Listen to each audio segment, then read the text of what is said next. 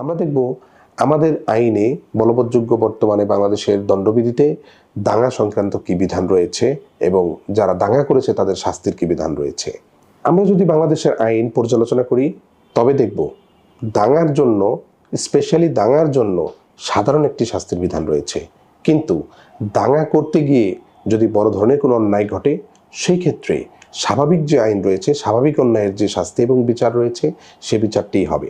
বিশেষ করে দাঙ্গা করতে গিয়ে যদি অগ্নি সংযোগ করা হয়, যদি চুরি করা হয়, যদি লুটপাট করা হয়, যদি ধর্ষণ করা হয়, এমনকি যদি হত্যাকাণ্ডের ঘটনা ঘটে, সেই ক্ষেত্রে হত্যাকাণ্ডের যে বিচার, চুরির যে বিচার, ধর্ষণের যে বিচার, সেম বিচারটিই হবে।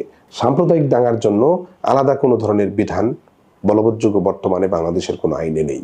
দণ্ডবিধির 146 ধারায় বলা হয়েছে, যদি সাধারণ কোনো উদ্দেশ্য বাস্তবায়নের জন্য তথা 5 বা 5-এর অধিক কোনো ব্যক্তি একত্রিত হয়ে কোনো সমাবেশ করে যদি বল প্রয়োগ করে, হুমকি প্রদান করে এবং শান্তি শৃঙ্খলা বিঘ্ন ঘটানোর চেষ্টা করে, তবে তাকে দাঙ্গা বলে।